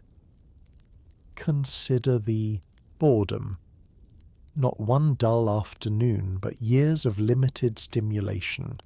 The same people saying the same things about the same topics, the same seasonal cycle repeating, the same views from the same windows, the same passages walked through thousands of times, the same routine day after day, with almost no novelty or surprise to break the monotony. The compounding of these miseries created a life that was comprehensively uncomfortable. Each form of misery existed not in isolation, but alongside all the others. One was cold and in darkness, and surrounded by bad smells, and eating boring food, and being watched, and doing tedious work, and facing danger, and wearing uncomfortable clothes, and being bored, all simultaneously, all the time. Modern people experience discomfort occasionally and temporarily. A cold room can be warmed, a dark space can be illuminated, a bad smell can be escaped, boring food can be supplemented with something better. Privacy can be sought. Labour-saving devices reduce work. Safety measures reduce danger. Comfortable clothing is available. Entertainment is abundant. Medieval castle dwellers had none of these escape routes. The psychological resilience required to endure such comprehensive, unrelenting misery day after day, year after year for an entire lifetime, is difficult for modern people to comprehend. Yet medieval people did endure it, because they had no choice and knew no alternative. They found meaning, purpose, relationships, and occasional moments of joy within these harsh parameters. But the harshness remained the constant background of their existence. This examination has been exhaustive because the misery was exhaustive. It has been tedious because the reality was tedious. It has been long because the litany of medieval castle discomforts is genuinely lengthy when enumerated completely. Every aspect of life that modern people find comfortable had a medieval equivalent that was uncomfortable. Every modern convenience corresponds to a medieval inconvenience.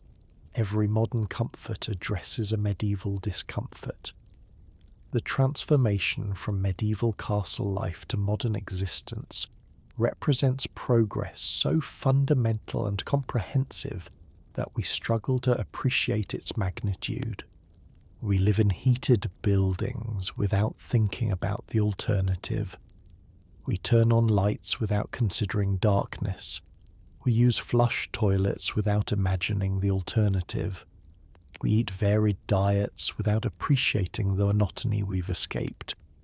We enjoy privacy without realizing how rare it once was.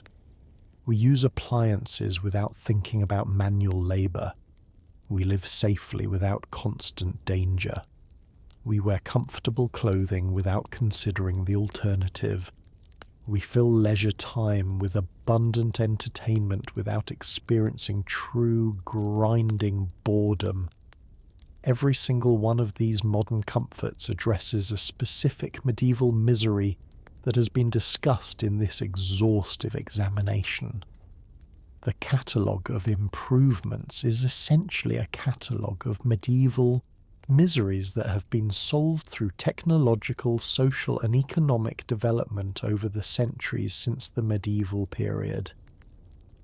As this comprehensive, deliberately boring examination of medieval castle misery finally, truly concludes, as you reach the very end of this extensive catalogue of discomfort, cold, darkness, smell, dietary inadequacy, privacy absence, labour drudgery, constant danger, clothing discomfort and profound boredom, you can now release all these images of medieval suffering from your conscious mind and allow them to drift away as you drift towards sleep. Let the weight of this knowledge, the accumulated details of medieval misery examined in such exhaustive, tedious detail, press down upon your consciousness like the heavy stone of castle walls themselves once pressed down upon their foundations. Let the cold of castle winters chill your thoughts into stillness. Let the darkness of castle passages dim your mental activity toward unconsciousness. Let the tedium of endless repetitive details lull your mind toward the blessed escape of sleep. Rest peacefully now, knowing that the morning will bring you back to your warm, bright, clean, comfortable, private, convenient, safe, and entertaining modern existence, so far removed from the comprehensive misery of medieval castle life that the comparison is almost absurd. Sleep deeply, and may your rest be as profound as the relief a medieval castle dweller might have felt if transported to your comfortable modern world. Good night, and may you dream of warm rooms, bright lights, pleasant smells, delicious food, complete privacy, minimal labour, abundant safety, comfortable clothing, and unlimited entertainment. All the things that medieval castle dwellers could not even imagine, and that you possess in such abundance that you barely notice them until reminded of the alternative by an exhaustive examination of the thoroughly miserable reality of life in medieval castles. Sleep well, rest peacefully, and appreciate in your last moments of wakefulness the vast distance between the miserable, cold, dark discomfort of castle existence and the comfortable warmth of your modern life. Good night. May your sleep be as deep as the wells from which castle servants drew water. May your rest be as complete as the exhaustion felt by those servants after their day of endless labour. May your dreams be as peaceful as the rare moments of quiet that castle inhabitants occasionally experience between the constant demands of their harsh existence. May your comfort tonight be so absolute that you awaken tomorrow with renewed appreciation for every aspect of your modern life that separates you from the comprehensive, inescapable, thoroughly boring misery that defined existence in medieval castles. Close your eyes now, release your consciousness, surrender to sleep. Let the tedious details of castle cold, darkness, smells, bad food, no privacy, endless work, constant danger, uncomfortable clothing, and crushing boredom fade from your thoughts as you drift away from wakefulness and toward the rest that medieval people sought as their only escape from daily misery, and that you can now enjoy in infinitely more comfortable circumstances. Rest peacefully in the certain knowledge that you have survived this exhaustive, deliberately tedious examination of medieval castle misery, just as medieval people survived their harsh daily reality. But unlike them, you now return to comfort, while they woke each day to face the same cold, dark, smelly, uncomfortable existence once again. Sleep well, dream peacefully, and good night. May the profound boredom of this long examination mirror the profound boredom of medieval castle life itself, and may both now release you into the peaceful oblivion of sleep, where neither medieval misery nor tedious historical examination can follow. Rest now in comfort that castle dwellers could never have imagined, and that you will appreciate more fully having spent this time contemplating the alternative. Good night. The castle walls that once enclosed lives of such comprehensive discomfort now stand mostly as ruins, their cold stones slowly crumbling, their dark passages exposed to sky, their terrible smells long dissipated into history. The people who endured castle misery are centuries dead, their suffering ended, their difficult lives now just historical data for us to examine in comfort. We study their misery from positions of such superior comfort that the contrast itself seems almost unbelievable. Yet it was real. Every detail described here reflects actual conditions that actual people endured for actual lifetimes. The cold was real. The darkness was real. The smells were real. The monotonous food, the lack of privacy, the endless work, the constant danger, the uncomfortable clothing, the crushing boredom, all real, all endured, all finally over for those who suffered through it, and now beyond the reach of discomfort forever. Sleep peacefully. Good night, and sleep well in your warm, comfortable modern bed. May you never know the cold they knew, the darkness they endured, the smells they breathed, the monotonous food they ate, the lack of privacy they accepted, the endless work they performed, the dangers they faced, the uncomfortable clothing they wore, or the profound boredom they suffered through their long medieval lives in those cold stone fortresses we now visit as tourists, marvelling at their architecture while remaining safely ignorant of the comprehensive misery they contained.